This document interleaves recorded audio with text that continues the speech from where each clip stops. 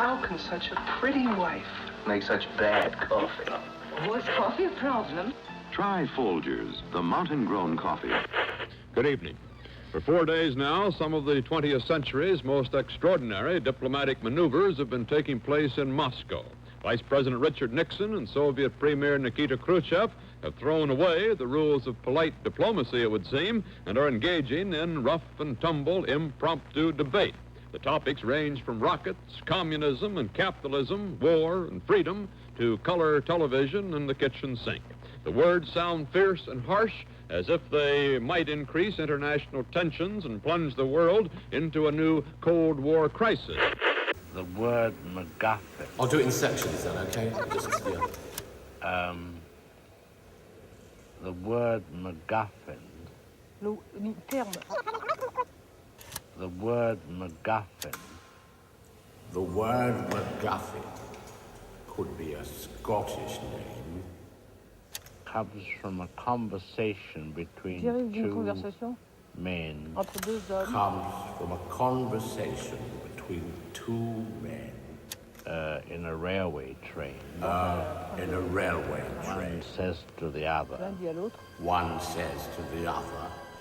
What is that? What is that package you have above your head? On the luggage rack. Said, oh, that's a MacGuffin. That's a MacGuffin. I said, well, what is a MacGuffin? The other man says, what is a MacGuffin? Take your hat off. Name, Hitchcock, Alfred. Height, 5'6". Weight, prisoner refuses to make a statement. Here's his record. 1940, picked up on suspicion. 1942, spellbound. 1944, notorious. 1955, rear window. 1956, the man who knew too much. Anything to say, Hitchcock? Well, sir, I admit it ain't a good record, but I'm trying to do better. Better? Do you call this doing better? Appearing on television. I'm sorry, sir, but my family was hungry. Take him away. Wait a minute, sir. You've got the wrong man.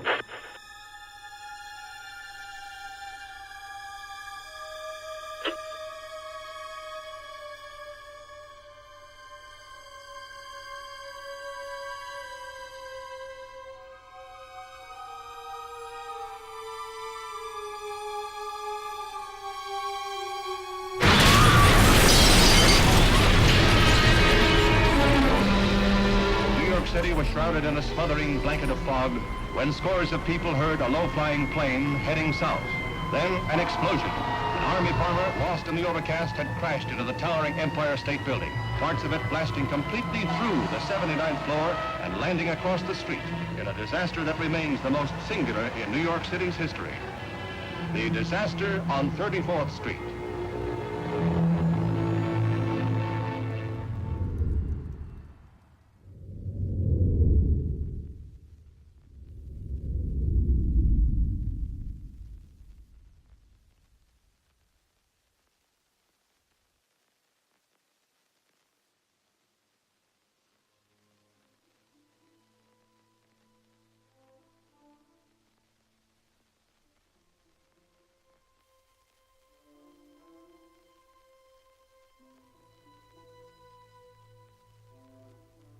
I think my mother scared me when I was 3 months old. She said, boo.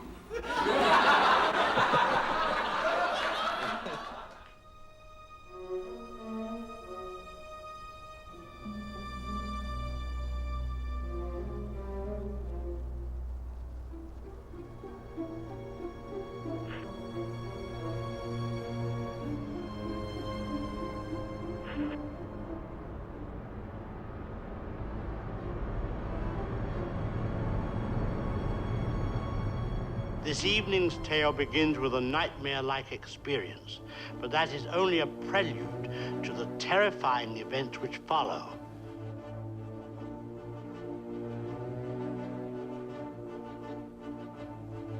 They say that if you meet your double, you should kill him, or that he will kill you. I can't remember which, but the gist of it is that two of you is one too many. By the end of the script, One of you must die. But first we have another device which can bring tears to the eyes of the more fastidious. A television commercial. Oh, Mr. McGregor. Oh, thank heavens you're still here. Oh, I was just about to go home. What's wrong, Janie? I've got to do something about my coffee. Is your coffee really that bad, Janie? Jim says it's awful. What can I do? Better try this. Instant Folgers. Is it good? Tastes good as fresh perked. I'll try it. Great coffee. And the folks loved it. It's Instant Folgers. Tastes good as fresh perked. And now join me, if you will, while we contemplate the perfect crime.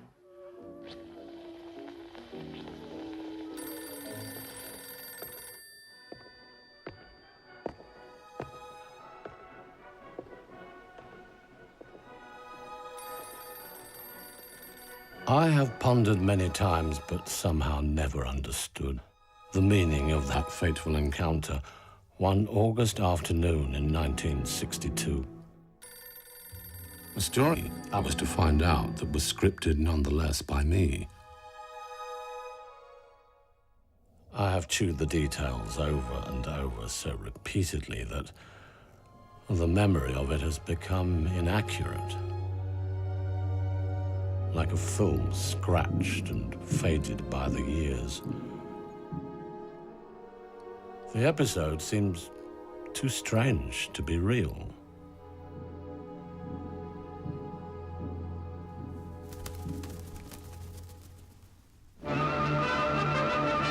Master of suspense, Alfred Hitchcock, has some comments about his latest picture, The Birds. For over 30 years now, I have been indulging in the occupation of raising goose flesh domestically and in England. I have only recently completed work on the latest picture.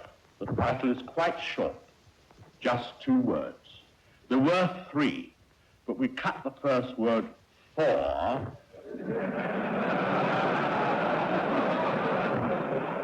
and call it simply The Birds.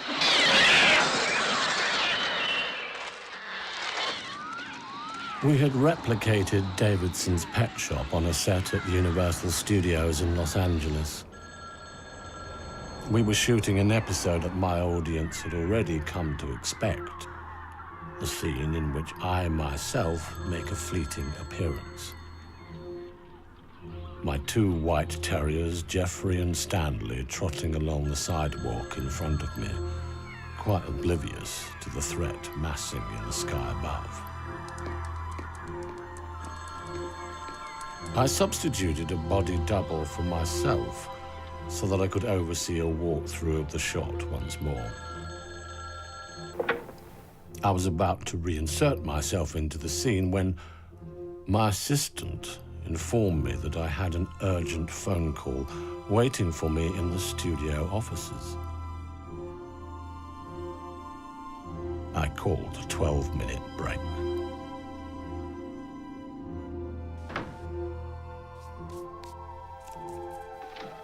As I left the set and navigated the studio's staircases and corridors,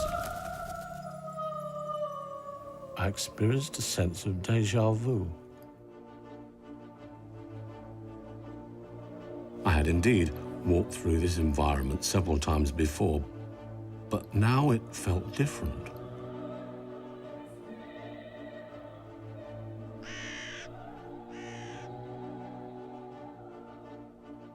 Whereas the security guard always addressed me by name and with a certain reverence, on this occasion, strangely enough, he failed to recognize me. And then when he did, he gasped, "I'm sorry, Mr. Hitchcock. I thought you'd already gone upstairs." "You were mistaken," I responded. "Yes, perhaps," he replied. "The other gentleman was older." The exchange left me rattled. Yet it was the least of the surprises I would encounter that day.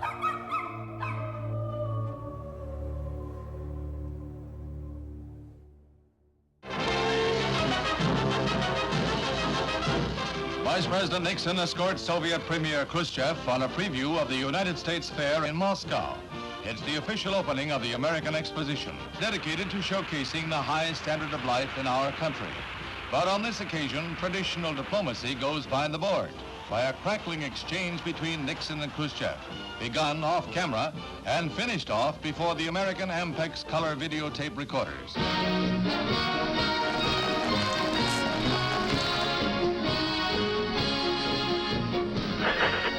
This is a special report on one of the most unusual diplomatic events in recent history. Featuring on the one hand, Soviet Premier Nikita Khrushchev, the irrepressible and outspoken leader of communism.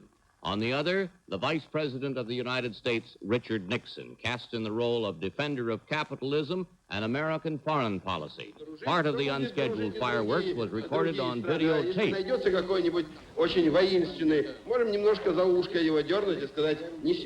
We only want to live with Americans in peace and friendship because we ourselves are a powerful country, and we will be friendly with each other. Other countries will be friendly too, and if anybody comes in a fighting mood, we could pull his ear ever so little and tell him, don't dare. Wars are not allowed now.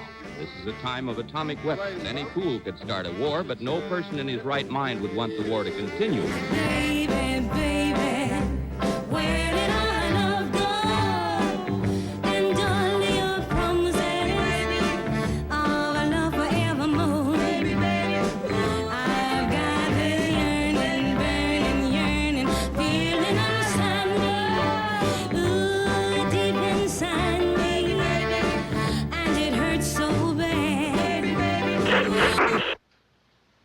Good evening. I can tell by the rude noises you are making that you are impatient to see our film. However, there will be a slight delay. Tonight, as a special attraction, we shall present some television commercials. They will be injected at various points during our picture to keep you from getting too engrossed in the story. You mean it's as bad as yesterday? Mm-hmm. No improvement at all? Mm-mm. Now, what am I gonna do? Oh, Mary, hi. Hello, Jane. Listen, help me out, will you? Harold hates my coffee. What kind do you use? Instant Folgers. Instant Folgers? Tastes good as fresh perked. Gene, this coffee is delicious. Mm-hmm. It's not the same kind we've been using, is it? Mm-mm.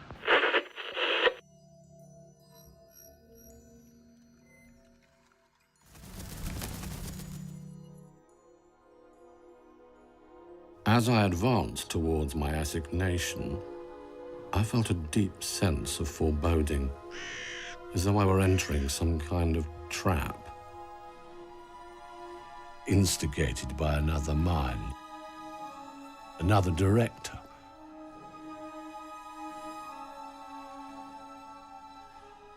When I opened the door and stepped into what I expected to be the production office, I found another scene entirely. In some respects, it was like the tea room at Chasen's in Los Angeles. In others, it was like the salon at Claridge's back in London, and yet it precisely resembled neither.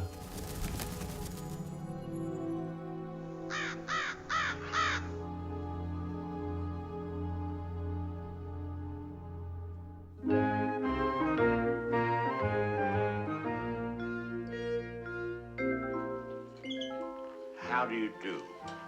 My name is Alfred Hitchcock, and I would like to tell you about my forthcoming lecture. It is about the birds and their age-long relationship with man.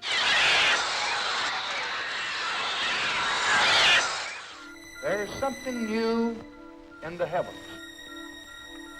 Something that has never been there before. Until 2 days ago, that sound had never been heard on this earth. Suddenly, it has become as much a part of 20th century life as the whir of your vacuum cleaner. It's a report from man's farthest frontier, the radio signal transmitted by the Soviet Sputnik, the first man-made satellite as it passed over New York earlier today.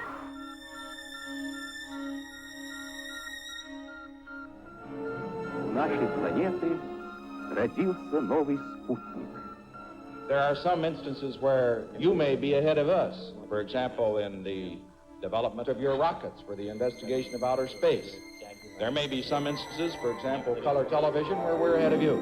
And here it is, 7-function, remote-control color television, so beautiful it enhances any decor. But in order for both of us to benefit, you see, you never concede anything. In what are they ahead of us? Wrong. In the competition for leadership in space, in the race run by rockets, where is the finish line? Do we end up in a nuclear war, or do we try to live with the constant fear of war? I share the enthusiasm of Soviet engineers about the cleverness of the American people, but we too, as you know, don't kill flies with our nostrils. For 42 years we have gone ahead, and when we shall overtake you at the crossroads, we shall wave at you. It took the Soviets 4 years to catch up with the atomic bomb. It took the Soviets 9 months to catch up with the hydrogen bomb. Now, tonight, the communists have established a foothold in outer space.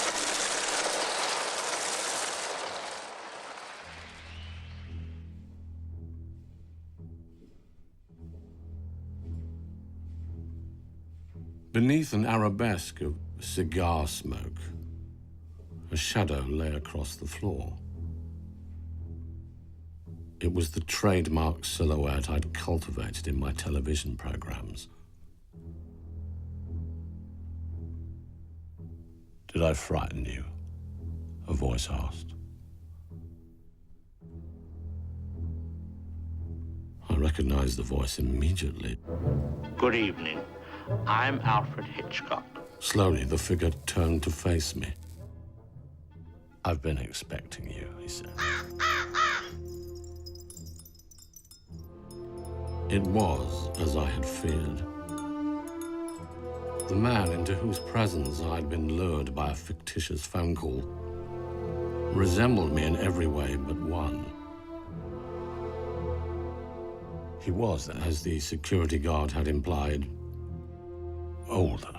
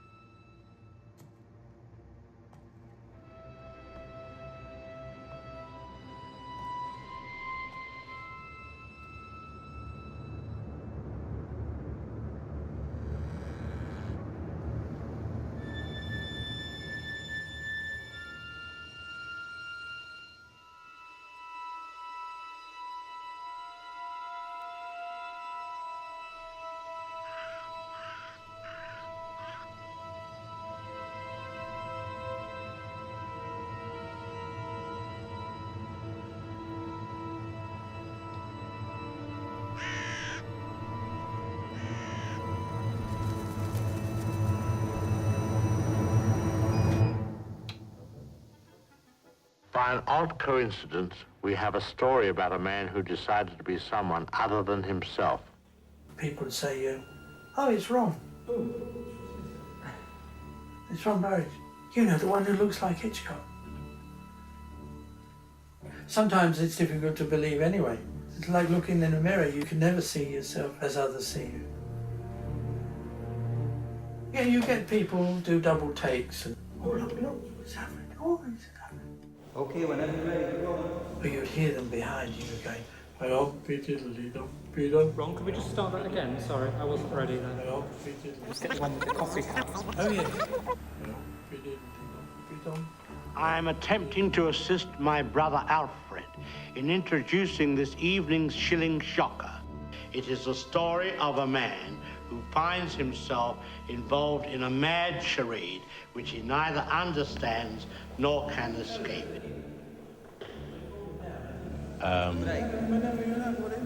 The word MacGuffin comes from a conversation between two men in a railway train. One says to the other, "What is that package you have above your head on the luggage rack?" He said, "Oh, that's a MacGuffin." So the other man said, "What is a MacGuffin?" Qu'est-ce que c'est qu'un MacGuffin? He said, "Well, it's an apparatus Eh bien, c'est un for appareil. trapping lions in the Adirondack Mountains of New York."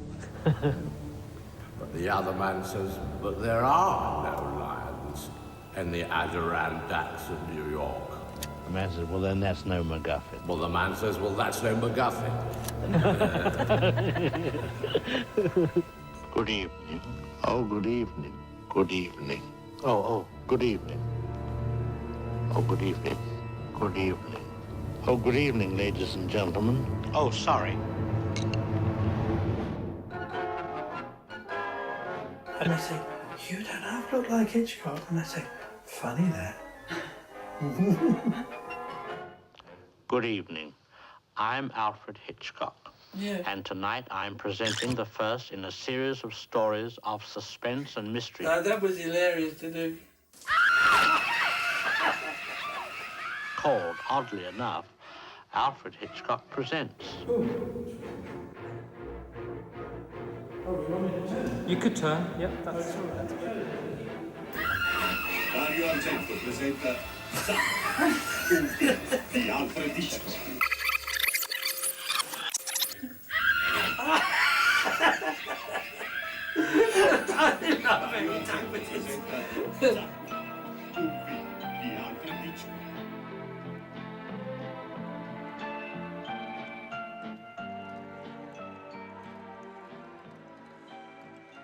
I scrutinized the old man's face. The features were mine, all right. No amount of latex, rubber, or makeup could emulate the lifetime of concern stored up in them. "We have scripted this moment together," said my alter ego. "In this very room, it was 1962. But it is 1962, I told him. For you, maybe," he said.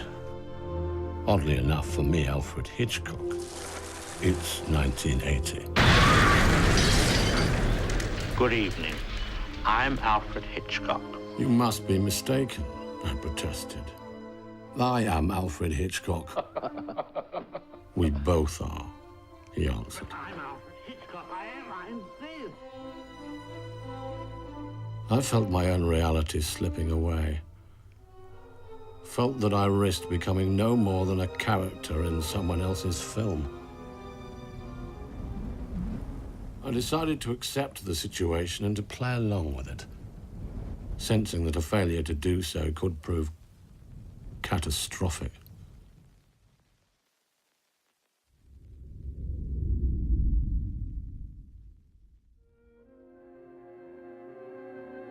And there it was, another post-war wonder right before your eyes. This, Mr. Khrushchev, is Television. one of the most advanced developments in communication that we have, at least in our country. Good evening, television consumers.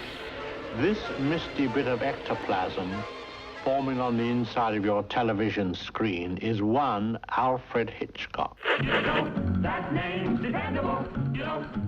Color television will transmit this very conversation immediately. And this increase in communication will teach us some things, and it will teach you some things, too. Because after all, you don't know everything. That name means quality in every TV set. If I don't know everything, then I would say that you know absolutely nothing about communism. Nothing except fear of it. I don't think that translation. If I don't know something, well, then you don't know anything about communism except fear. A dog right out of the world's attention today. In a masterpiece of propaganda timing, the Soviet Union announced it had launched Sputnik #2, carrying a live dog reportedly history's first space traveler.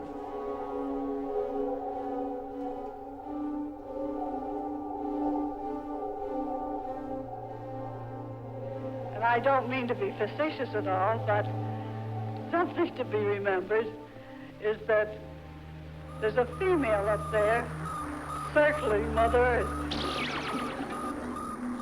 Well, I think the Russians are ahead of us, but there's no reason for panic because there's never any solution in panic. The rocket that launched Sputnik #2 is capable of carrying a 1.5 ton hydrogen bomb warhead. The Russians inflict some of the toughest problems on the basis of the so-called ultimate weapon. Let's quit acting as if nothing happened, because something has happened, and it has embarrassed us throughout the world.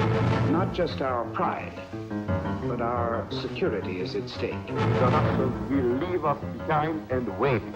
That the country is in dire trouble. This may be our last chance to provide the means of saving Western civilization from annihilation. Flying saucers have invaded our planet. Washington, London, Paris, the whole world is under attack.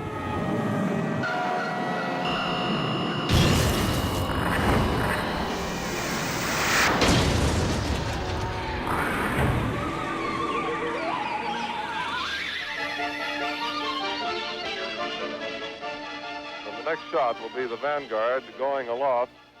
It is hoped to carry the first U.S. satellite into orbit in outer space.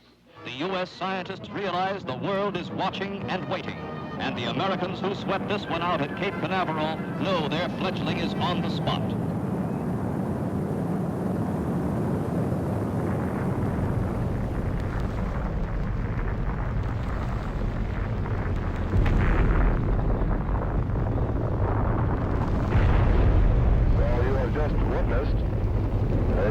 Propaganda defeat for this country. We slowly turn our eyes back to the charms of television advertising. Honey, your coffee's undrinkable. It's pretty harsh. Well, so's your coffee. You know, the girls down at the office make better coffee on their hot plates. And he didn't even kiss me goodbye. You know, if I could just make a decent cup of coffee, I could relax. So, relax. Why don't you try Instant Folgers? Hey, great coffee. Better than those girls make at the office. Instant Folgers taste good as fresh perked. Very nasty.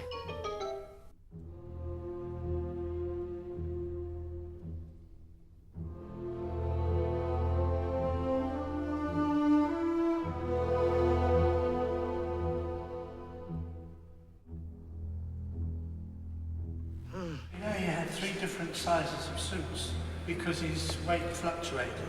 So sometimes he was large, sometimes he was small. He had 3 different sizes of suits. The thing is, I spend a lot of my time looking at fat men walking down the street. I say to Eddie, my friend, hey, that little man looks like Hitchcock.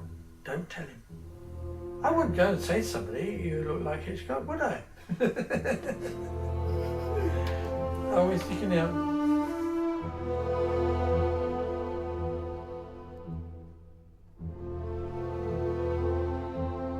If you really are me, I said, then you will know our secrets.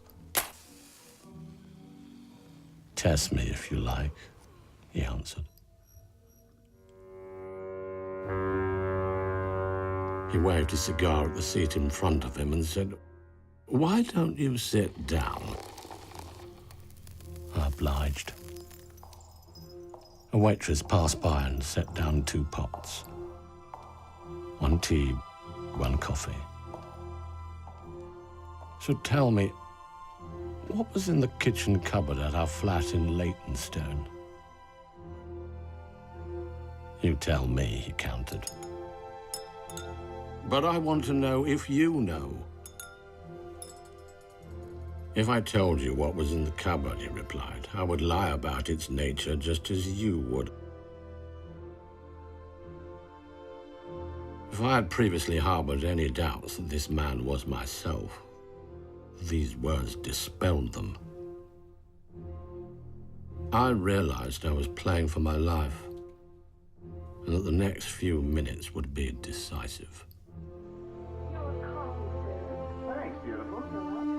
I waited for my double to make his next move. He waited for mine, pouring himself coffee from the pot in front of him. When did we acquire the taste for coffee? I asked, pouring myself tea. One changes one's habits as necessity dictates, he answered, smiling, though the smile seemed to be directed not at me, but rather to the blonde waitress who was staring at us from the far end of the room. How can such a pretty wife make such bad coffee? Do you want coffee in there? Proper coffee, or is that prop coffee? Hey, do you want a coffee? Having worked at Claridge's, which is one of the top hotels in London, in the world, I may have met Hitchcock, just like that, you know, because he used to stay at Claridge's. Oh, my cupboard, that's secret. And then I got a job as a waiter in the Savoy restaurant. These were the menu of the actual day that they were there. And there's Laurel and Hardy.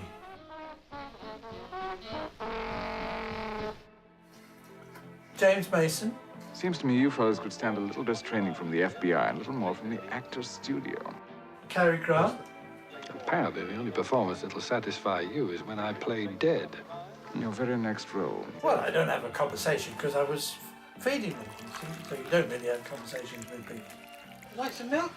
Sugar? Yeah. I believe I'll have another. And suddenly got the wanderlust and wrote to BEA, as it was in those days. Come on, boy, you devil. Having worked at the Savoy, you more or less had the grounding for anything. Apart from it's a bit different serving at a table than serving on an aeroplane. And you were a few thousand feet up in the air. Pigeons are too slow for Mr. Hitchcock and Miss Hedren, who arrive in New York to prepare for the opening of the shock thriller. The well-trained Raven has a part in The Birds, but we think it's going to be Tippi Hedren who'll draw the crowd. We should hear you more on our television. You should hear us more on yours. You must not be afraid of ideas. That's what we're telling you. Don't be afraid of ideas. We have nothing to fear. The time has passed when ideas scare us. Here is the ultimate in television. An amazing new wireless wizard remote control.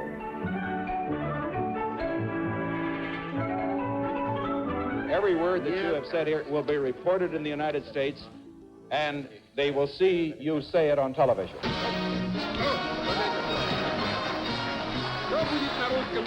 And then Nixon and Khrushchev continued their tour of the United States exhibition, halting at a kitchen. There they held what's becoming to be known as the Kitchen Summit Conference, discussing the capitalist attitude toward women.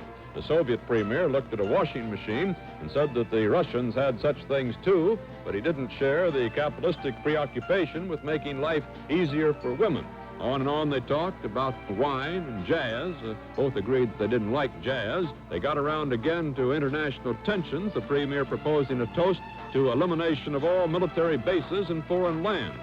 Nixon said he couldn't go along with this, but Khrushchev was not to be deterred. Forcefully he declared, "If you are not willing to eliminate bases, then I won't drink this toast." And Nixon replied instantly, "I don't like this wine." And Khrushchev, "I like this wine, but not the policy." But the two men did agree to drink to the ladies. There are no special ladies, just all ladies. Ooh. And so it went.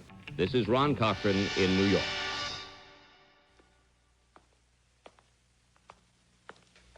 And now for our first contestant. Good evening, ladies and gentlemen. Welcome to the Alfred Hitchcock lookalike contest. I got the job because I look like him. That's what they say, but not to my face. I saw an ad in the Evening Standard saying, "Do you look like somebody famous?" I'm not Hitchcock. Preferably dead. Wanted. Host for television program. Sounds like a job for me. Must be witty, charming, handsome. Apply. Alfred Hitchcock presents. Then I thought, why not? Dario Argento presenta Frenzy and Action, un film di Alfred Hitchcock. And I did this sort of thing for fun. I got the job because I look like him. And the old boy just don't have the time. I did a thing for a Japanese company, and they had 3 Hitchcocks. Hitchcock 1, Hitchcock 2, Hitchcock 3. That will be all, Alfred. I'm intrigued to know what the other Hitchcocks are like, if I've got any competition. Yeah, you've been digging them up. As long as they weren't taking my jobs. Then we would have to find ways of disposing of them. Mr. Hitchcock. Mr. Hitchcock.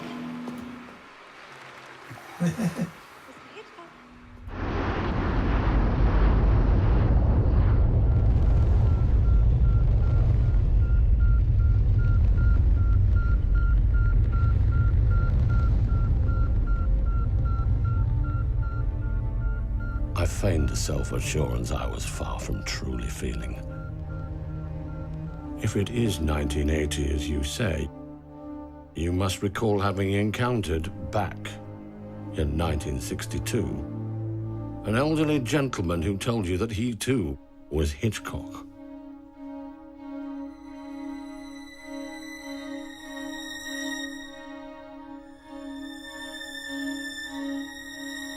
I'll tell you things a stranger couldn't know.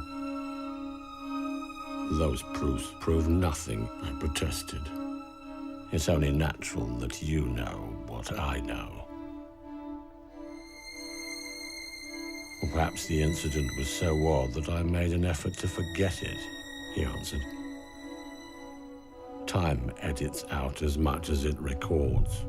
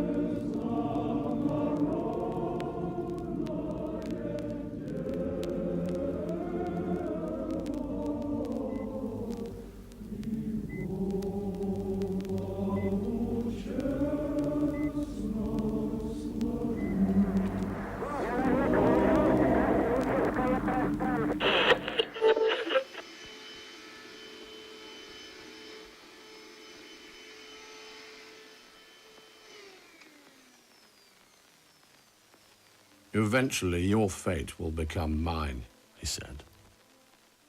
Yet you will have utterly forgotten this curious dialogue taking place in 2 times. When it next plays out for you, you'll be who I am. And it won't be tomorrow either. It will be many years from now.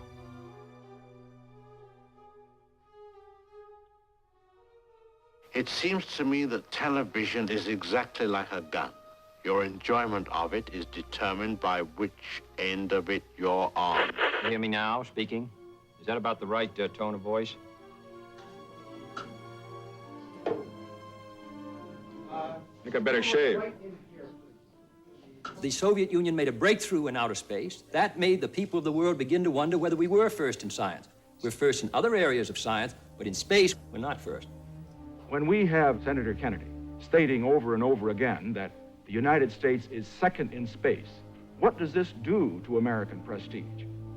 I believe the Soviet Union is first in outer space. You yourself said to Khrushchev, you may be ahead of us in rocket thrust, but we're ahead of you in color television, in your famous discussion in the kitchen. I think that color television is not as important as rocket thrust.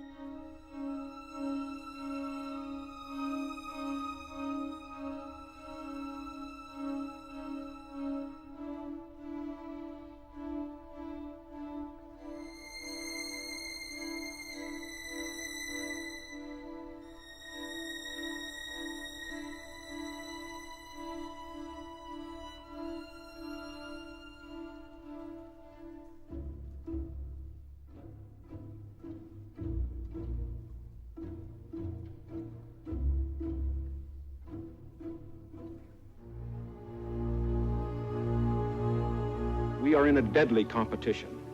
A competition not only with the men in the Kremlin, but the men in Peking. We're ahead in this competition, but when you're in a race, the only way to stay ahead is to move ahead.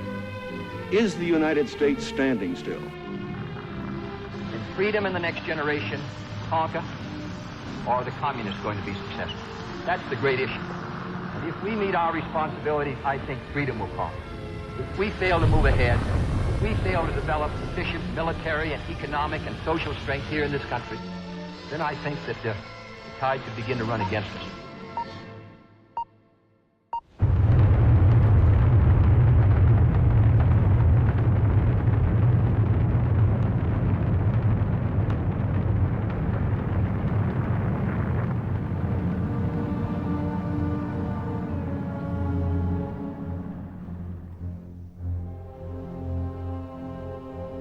Soviet spaceship Vostok streaks into the heavens, shattering forever man's isolation on Earth.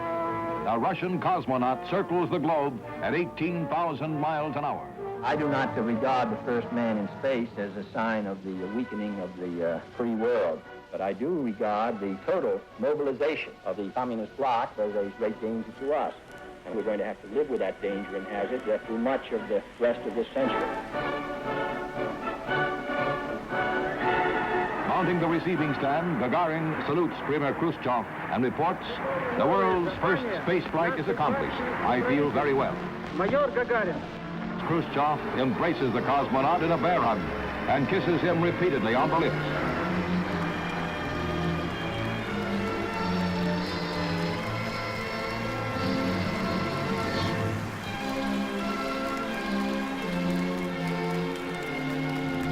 Transcending the shadows of the Cold War, touching the hopes and imagination of all men. Gagarin's words are unforgettable as he speaks of riding in space. I saw for the first time the Earth's shape. I could easily see shores of continents, islands, great rivers. The feelings which filled me I can express in one word: joy.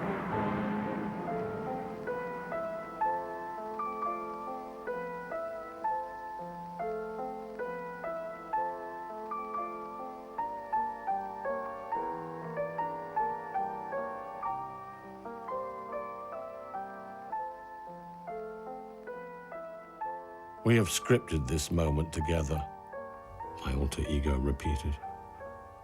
It was 1962. Here we are. Here we are. That's a man's face. There it is. There it is. There is the first live television picture across the Atlantic. And now has it disappeared? Was that it? But it is 1962, I told him. Certainly not, he replied. It's 1980. So tell me then, I asked, what's happened in the last 18 years of our lives? That is, in your past, which is now my future. Well, what can I tell you, he replied. The misfortunes you are already accustomed to will repeat themselves. In time, Benny, you will come to see that cinema merely confirms the old language.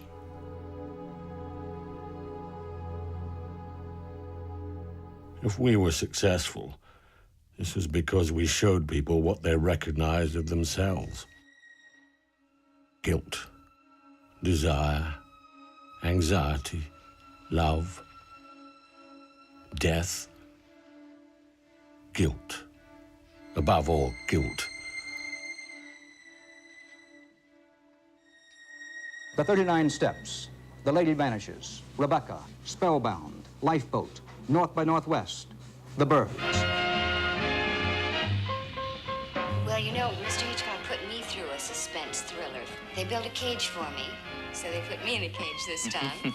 And in the cage with me was the cameraman with live crows, which they alternately flew at me. And I was scratched many times and bitten. I had a good one right on the cheek right there. Oh, I don't like blood at all. That's the funny thing about it, because he likes lots of blood. If I cut my finger, I'd fall over and faint.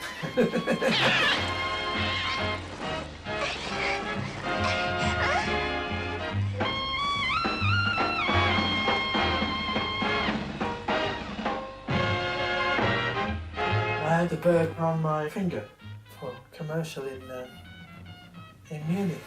They had it on fishing wire, but it fell off my finger and it was hanging. So I found if I kept moving my hand, the bird would concentrate on not falling off, going like this. He was concentrating on keeping his balance rather than fly away.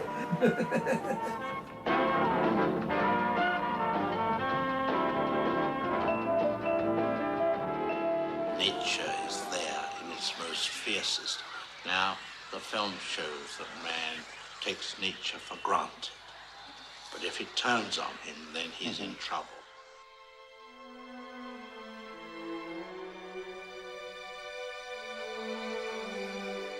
You will make the film we dreamed of for so long, he said.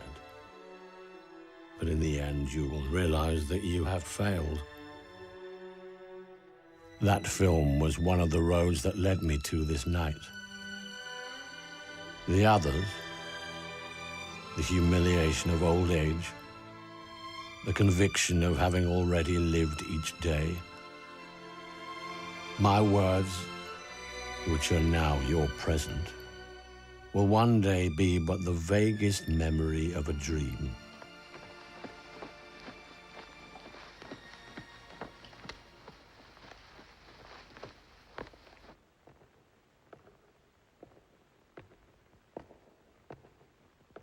Equipped as ever with that fiendish sense of humor, he added, "Now this, Mr. Hitchcock, this is the film you will never make. The world will overtake you. History, sudden catastrophes, and global struggles will play themselves out in ways still stranger and more spectacular than your films." "Tell me another thing," I said. "Who wins the Cold War?" He waved away the question as though it were trivial.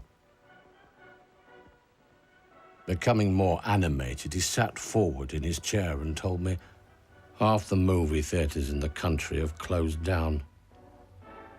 Television has killed cinema, broken it down into bite-sized chunks, and swallowed it like birds devouring their own parent, I said. I knew I could trust myself to come up with a good simile, he chuckled. It is the destiny of every medium to be devoured by its offspring. And we too are not without fault in this. We helped hasten the new format's rise to power. John F. Kennedy settles into office as the 35th President of the United States, the first president born in the 20th century. He comes to office after one of the narrowest elections in American history. There is a limit to what the United States in self-respect can endure. That limit has now been reached. Castro seized almost all United States property in Cuba.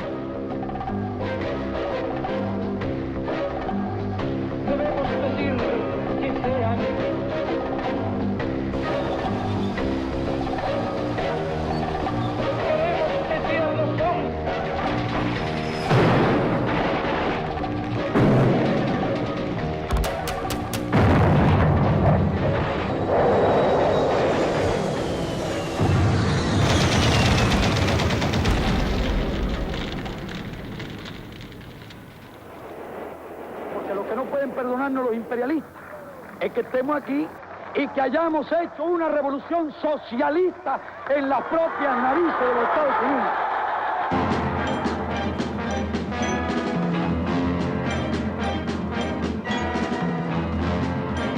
Hitchcock has taken intrigue, suspense, excitement.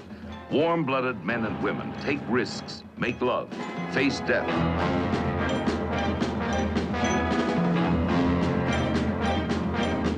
Overall, lurks the mystery of Topaz, and nothing is what it seems. In Cuba, an agent visits his mistress, and no one asks why.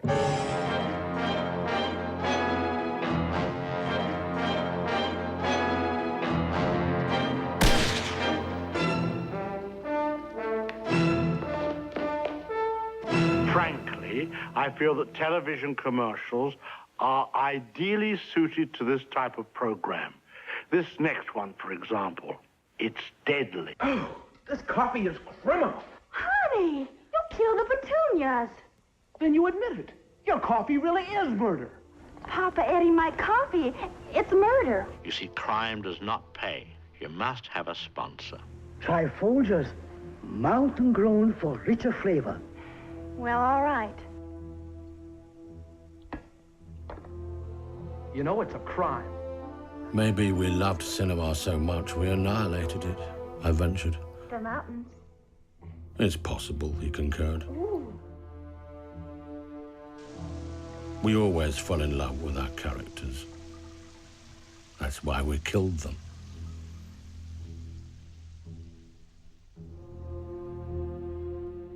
We lingered for a while on the pleasures of murder.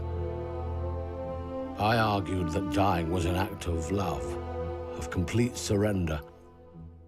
We always played our crimes as though they were love scenes. Intimate and domestic, he murmured in agreement. Television brought murder into the American home, where it always belonged. So tell me, how would you like to die?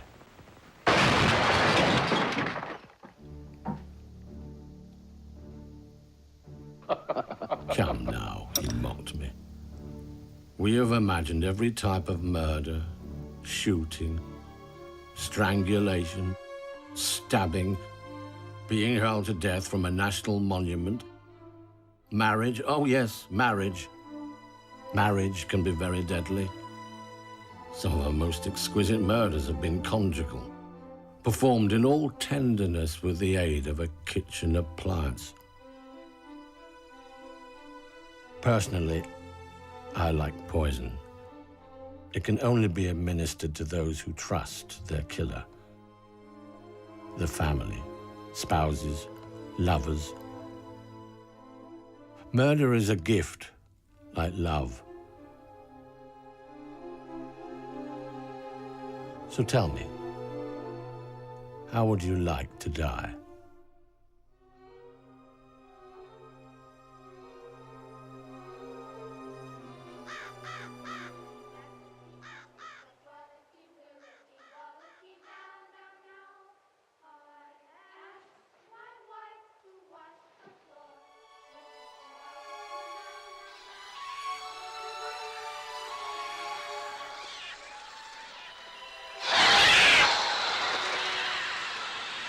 We presented the new print of the birds.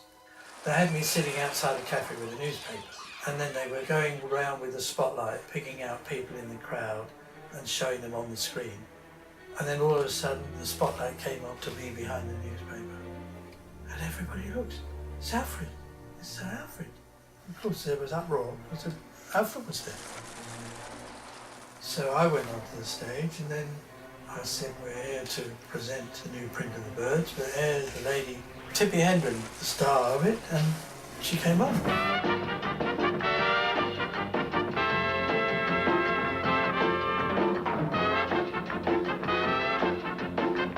It was our birthday, Alfred and me. I want to wish Alfred Hitchcock, wherever you are, a very, very happy 100th birthday. We got the same birthday, 13th of August. Good evening. The Alfred Hitchcock of today.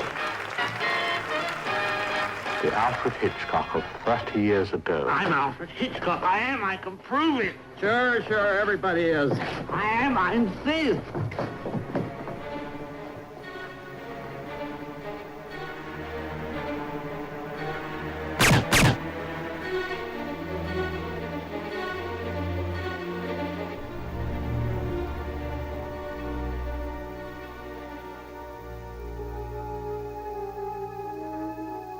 совсем как в русской сказке, тихо звенят хрустальные леса Подмосковья. Сюда, на базу охотничьего хозяйства, в январе 1964 года Никита Сергеевич Хрущев пригласил отдохнуть дорогого нашего гостя Фиделя Кастро-Рус и прибывших с ним кубинских товарищей.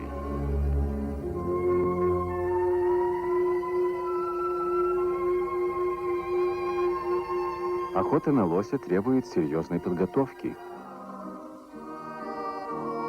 А тут как раз потянуло дымком.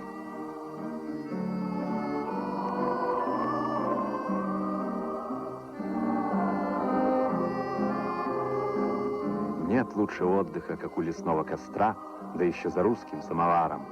Por eso Folgers es la buena cocina. Su ingrediente de primera calidad es el café cultivado en la montaña, el tipo más rico. ¡Ah, delicioso! Folgers es la buena cocina. Es el mejor café que he hecho. Es cierto. It's described in a scene in an English train. One man says to the other, "What's that package above your head there?" The other man said, "Oh, that's a MacGuffin.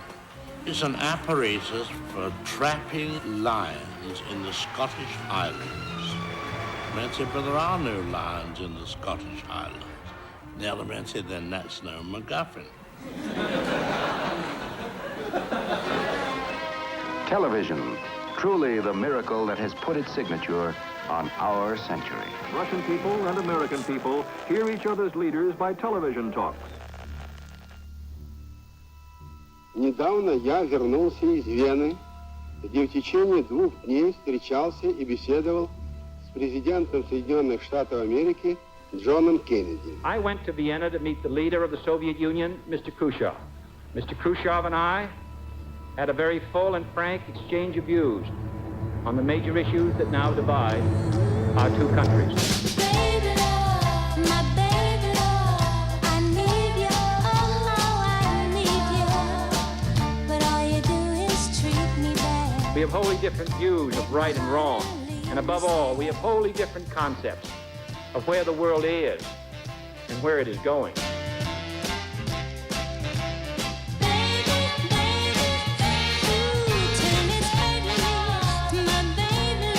Khrushchev's demand that the United States, France, and Britain agree to end the four-power pact governing West Berlin hints a new and major crisis. We will not permit the communists to drive us out of Berlin, either gradually or by force. It would be a mistake for others to look upon Berlin as a tempting target. The United States is there. The United Kingdom and France are there. The pledge of NATO is there. And the people of Berlin are there.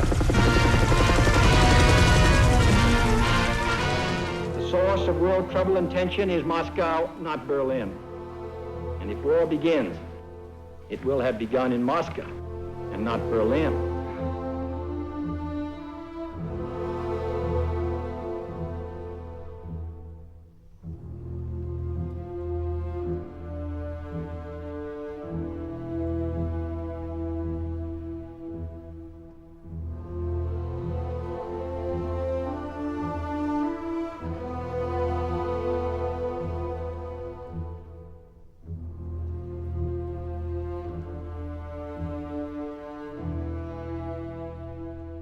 And then I dreamed I was in a huge theater where one of my motion pictures was being shown. But the theater was absolutely empty. On one wall was a gigantic mirror, and when I looked into it, I didn't see my own face.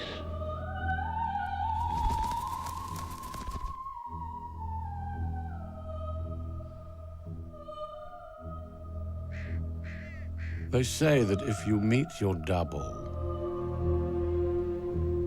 you should kill him. Or that he will kill you. I can't remember which, but the gist of it is that 2 of you is 1 too many. Who says there are only 2 of us, he added mischievously. Maybe there's 3 or 4 of us. He sat in silence for a while, then added, "My whole life has been a setting to film of this moment.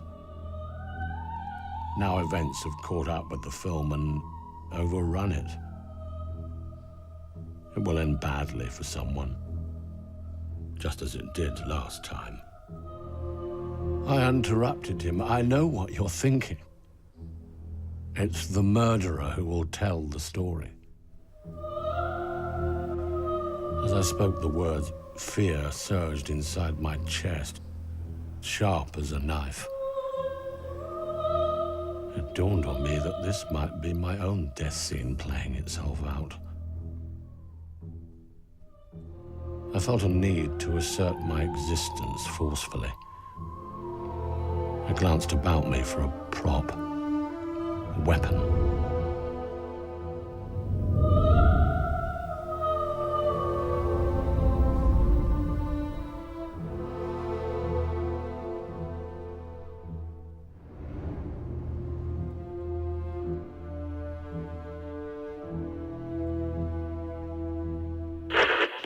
Transatlantic TV. Good evening, Europe. This is the North American continent live via AT&T Telstar, July 23rd, 1962. Today's press conference is being relayed by the Telstar communications satellite carrying messages from both sides of the world. I can now see Big Ben on our monitors, so go, Europe, go. Le public vient, la chansonnette, tiens, tiens. Les titis, les marquis, c'est parti, mon kiki. La chansonnette après l'effet du tort, car tous les transistors, soudain... The 22nd Congress of the Communist Party hears a marathon talk by Khrushchev, in which he promises that the Reds are to explode a huge bomb of 50 megatons. Néon cueilli par un flonflon, un tétard en blouse brun de violet.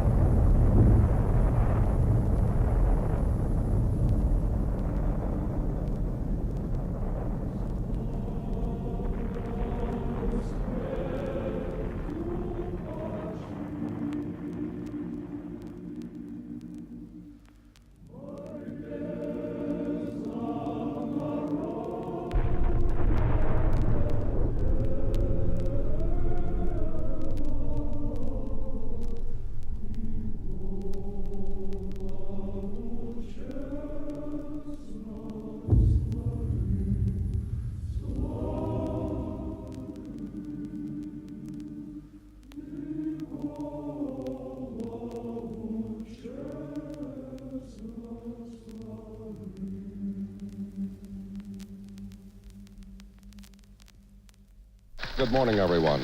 An unusual flurry of top-secret military and diplomatic activity over the weekend. It is a day in Washington when the crisis fever reaches a peak from a secrecy veil over official actions which keeps the nature of the emergency hidden until the last minute. Unmistakable evidence has established the fact that a series of offensive missile sites is now in preparation on the island of Cuba. The purpose of these bases can be none other than to provide a nuclear strike capability against the Western Hemisphere. All right, sir. Let me ask you one simple question. Do you, Ambassador Zorin, deny that the USSR is placing medium and intermediate range missiles and sites in Cuba? Yes or no? Don't wait for the translation, yes or no?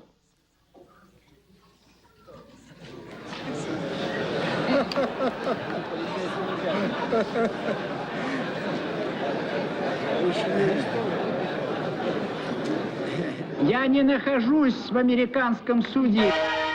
And in a momentous decision, President Kennedy orders an arms blockade of Cuba. The Pentagon says the United States is ready to sink every communist bloc ship headed for Cuba, which refuses to stop under the blockade.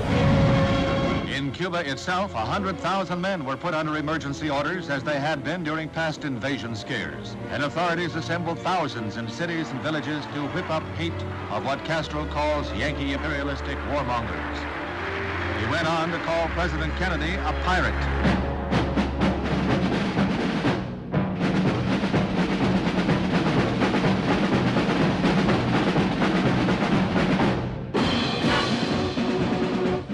Bomb is under the table. The audience have been told it's time to go off 1 o'clock. The conversation, which was so dull, now becomes exciting because the audience are saying, don't talk such frivolous things. There's a bomb under it. This is a special report. Let's check over at the Pentagon with Charles von Fremd on that.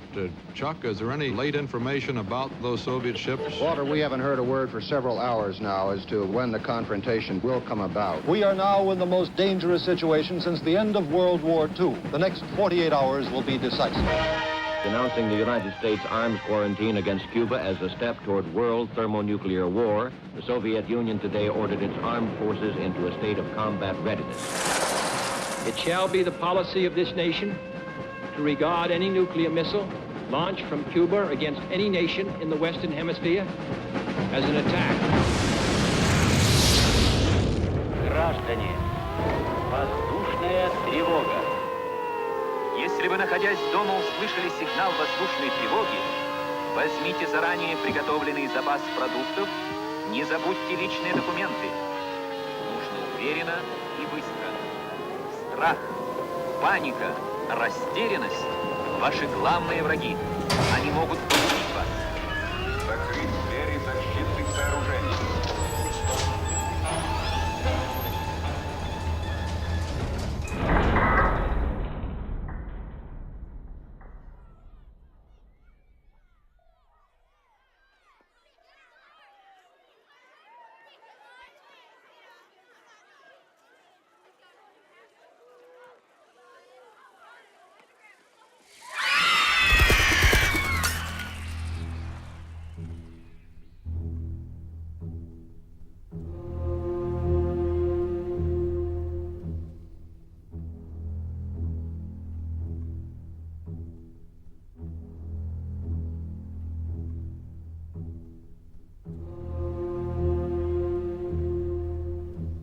We could not deceive one another. Each of us was almost a caricature of the other.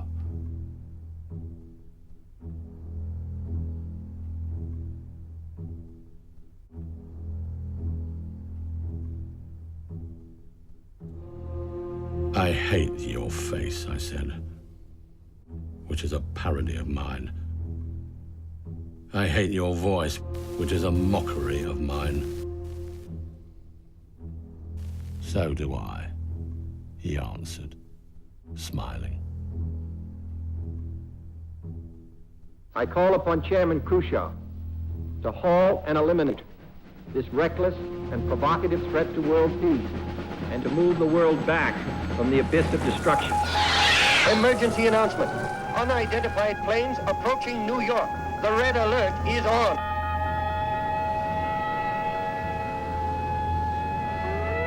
Tomorrow, this siren may mean the real thing. And if you hear it, as you drive in your auto, as you sit in your office, or work at your bench, wherever you are, what will you do?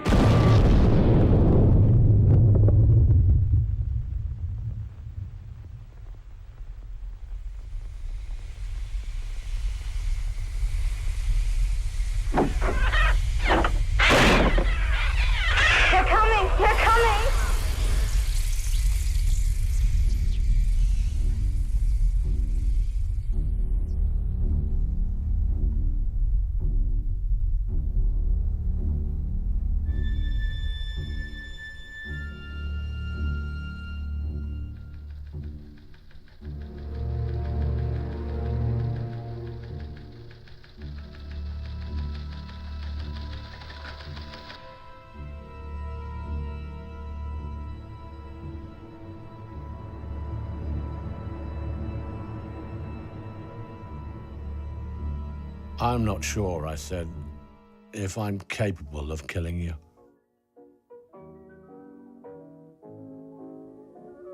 You're capable of killing off your characters, he answered.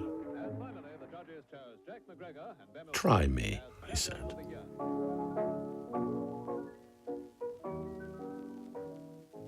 Done, I told him.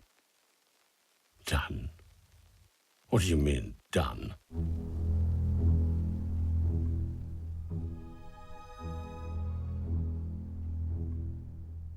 It won't be long now. This is your last cup.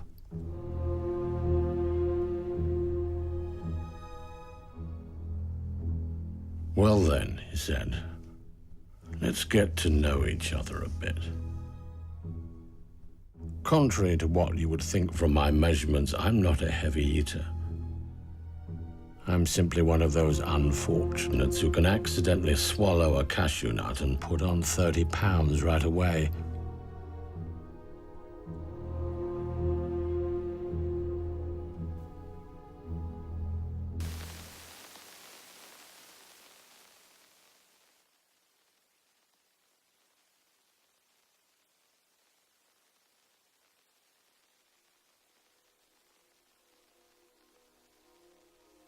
As he spoke the words, a trickle of coffee spilled from the corner of his mouth and ran down his chin before dribbling onto his shirt.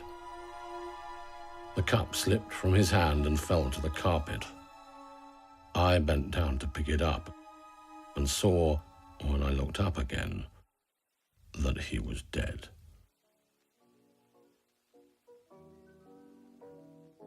The dancing beat heralded the finals of the Star Ballroom Championships at Earl's Court, Empress Hall. Dancing in the amateur class was of a high standard, as you can see. And now a change of tempo for the professionals.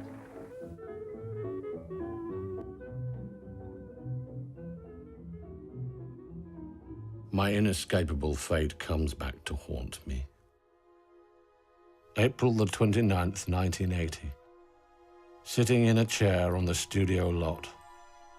The set of a film that ceased to be my own. Another man will come, a younger man. Again, I will be face to face with myself. Good evening. I'm Alfred Hitchcock. You must be mistaken. I am Alfred Hitchcock. But I'm Alfred Hitchcock. I'm this.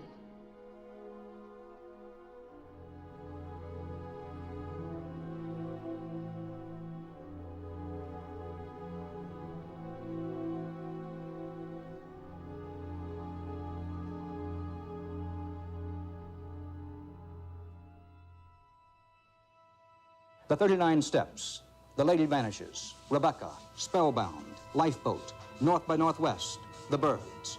What those movies had in common is that they were directed by Sir Alfred Hitchcock, who died in Hollywood today. The master of suspense is dead, Sir Alfred Hitchcock. His passing was more serene than that of many of the characters in his 53 films.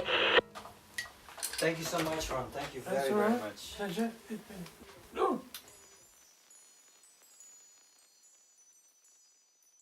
And now, ladies and gentlemen, those of us who work in television have a technical term for this part of the program. We call it the end.